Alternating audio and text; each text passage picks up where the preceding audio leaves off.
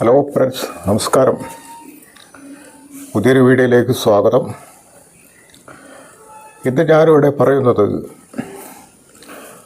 ലോകത്തിൻ്റെ എല്ലാ രാജ്യങ്ങളും പുരോഗതിയിൽ നിന്ന് പുരോഗതിയിലേക്ക് പോകുമ്പോൾ നമ്മുടെ രാഷ്ട്രം മാത്രം അധപ്പതനത്തിലേക്ക് പുറകിലേക്ക് പോകുന്ന ഒരു അവസ്ഥയാണ് ഉണ്ടായിക്കൊണ്ടിരിക്കുന്നത്. ലോകത്തിലെ പല രാജ്യങ്ങളും വളരെ താഴ്ന്നു കിടന്നുകൊണ്ട്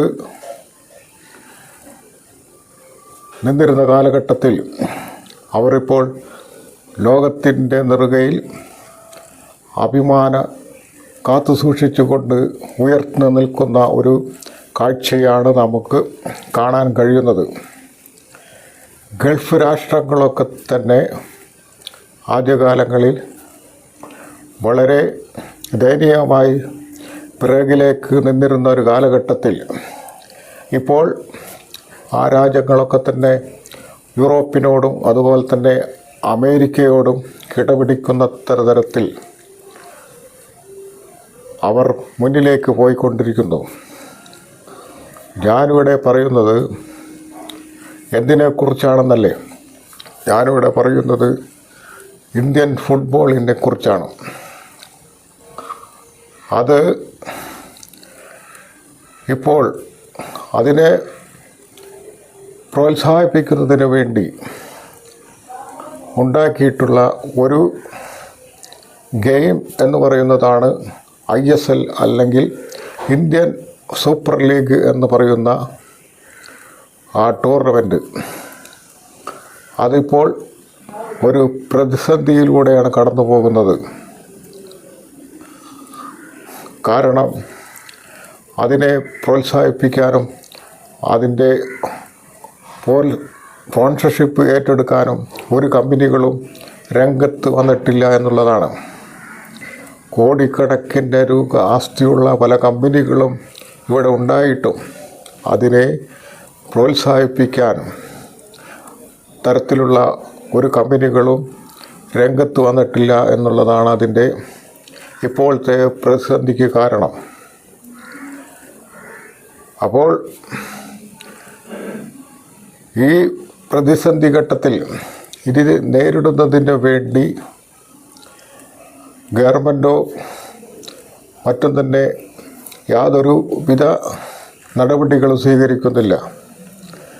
ഈ പ്രതിസന്ധി ഘട്ടത്തിൽ ഇന്ത്യൻ പാർലമെൻറ്റിൽ തന്നെ നമ്മൾ തിരഞ്ഞെടുക്കപ്പെട്ട പല MP-മാരും ഇതിനെക്കുറിച്ച് യാതൊന്നും സംസാരിക്കുകയും അതുപോലെ തന്നെ സ്പോർട്സ് മന്ത്രാലയത്തിൻ്റെ കീഴിൽ ഇതിൻ്റെ ശ്രദ്ധ ആകർഷിക്കുന്ന തരത്തിൽ എന്തെങ്കിലും നടപടികൾ സ്വീകരിക്കാനോ നമ്മുടെ പ്രതിനിധികൾ ആരും തന്നെ തയ്യാറാകുന്നില്ല എന്ന നിരാശാജനകമായിട്ടുള്ള കാര്യമാണ്. ലോക നിലവാരത്തെടുത്ത് നോക്കുമ്പോൾ നമ്മുടെ കായിക രംഗം വളരെ പിന്നിലാണ്. അങ്ങനെ ഇവിടെ ഫുട്ബോളിനെ പ്രോത്സാഹിപ്പിക്കാനുള്ള ഒരു നടപടികളും ഉണ്ടാകുന്നില്ല. വർഷങ്ങൾക്ക് മുമ്പ് 1990 കാലഘട്ടത്തിന് മുമ്പ് വരെ ഇവിടെ നെഹ്റു കപ്പ് എന്ന് പറയുന്ന ഒരു ടൂർണമെൻറ്റ് എല്ലാ വർഷവും നടന്നിരുന്നു. പഴയ തലമുറയിൽപ്പെട്ട ആൾക്കാർക്കൊക്കെ മനസ്സിലാകും. അതിൽ പല വിദേശ രാജ്യങ്ങളും അർജൻറ്റീന, റഷ്യ, അതുപോലെ തന്നെ ജർമ്മനി എന്നീ രാജ്യങ്ങളൊക്കെ ആ ടൂർണമെൻറ്റിൽ പങ്കെടുക്കുകയും അങ്ങനെ കേരളത്തിലെ അല്ലെങ്കിൽ കൽക്കത്തയിലെ, ബംഗാളിലെ എന്നീ സ്ഥലങ്ങളിലാണ് ഇത് നെഹ്റു കപ്പ് എല്ലാ വർഷവും നടന്നിരുന്നു. അതിൽ ഇഷ്ടക്കണക്കിന് കാണികൾ അത് ടിക്കറ്റ് എടുക്കാൻ സന്നദ്ധത പ്രകടിപ്പിക്കുകയും നല്ലൊരു നിലവാരത്തിലേക്ക് ഉയർന്നു വരുന്നൊരു കാലഘട്ടത്തിൽ ഇന്ത്യൻ ഫുട്ബോൾ പുരോഗമിച്ചുകൊണ്ടിരിക്കുന്ന കാലഘട്ടത്തിലാണ് അത് നിർത്തലാക്കുകയും പിന്നെ അതിനെ പുനരാരംഭിക്കാനുള്ള ഒരു നടപടികളും നമ്മുടെ സർക്കാർ എടുത്തില്ല എന്നുള്ളതാണ്. അതേ ഒരു കാലഘട്ടത്തിലൂടെയാണ് ഇപ്പോൾ ISLഉം നീങ്ങിക്കൊണ്ടിരിക്കുന്നത്.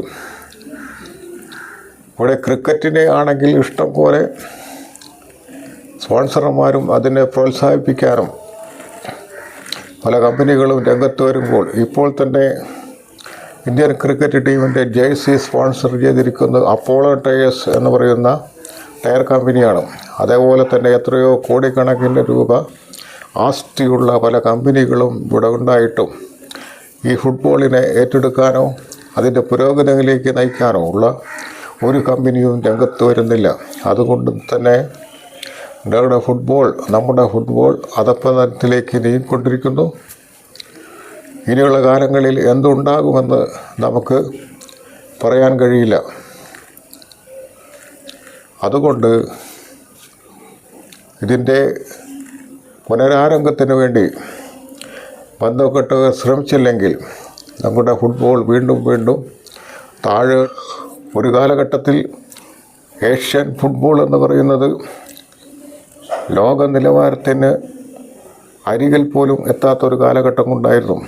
എന്നാൽ ആ രാജ്യങ്ങളൊക്കെ തന്നെ, ഏഷ്യയിലെ പല രാജ്യങ്ങളും ഒക്കെ തന്നെ അതിന് വേണ്ട പ്രോത്സാഹനങ്ങളും ഗവൺമെൻറ്റിൻ്റെ ഭാഗത്തുനിന്നുള്ള എല്ലാവിധ സഹായങ്ങളും ലഭിച്ചതോടുകൂടി അവർ ലോകത്തിൻ്റെ മുന്നിൽ ഒന്നാമനായി നിൽക്കുകയും ലോക നിലവാരത്തിൻ്റെ യൂറോപ്യൻ രാഷ്ട്രത്തിൻ്റെയും അമേരിക്കൻ രാഷ്ട്രത്തിൻ്റെയും ഒക്കെ തന്നെ ഒപ്പം നിൽക്കാനുള്ള ഒരു തലയെടുപ്പ് ഉണ്ടാകുകയും ചെയ്തു.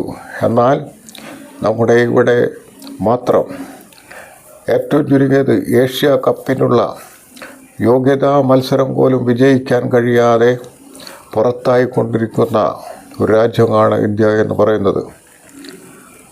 അപ്പോൾ ഇങ്ങനെ ഫുട്ബോളിനെ അവഗണിച്ചുകൊണ്ട് മുന്നോട്ട് നീങ്ങിയാൽ ഇനിയുള്ള കാലങ്ങളിൽ ഇവിടെ ഫുട്ബോൾ എന്ന ഒരു ഗെയിമിനം ഇല്ലാതാകുകയും ലോകത്തിൻ്റെ നെറുകയിൽ നാണം കെട്ട ഒരവസ്ഥയിലേക്ക് എത്തുകയും ചെയ്യുന്നുള്ള കാര്യത്തിൽ സംശയമില്ല. അതുകൊണ്ട് ബന്ധപ്പെട്ട അധികാരികൾ ഇതിനെ ഫുട്ബോളിനെ പ്രോത്സാഹിപ്പിക്കാനുള്ള പല നടപടികൾ സ്വീകരിച്ചുകൊണ്ട് മുന്നോട്ട് പോകണം.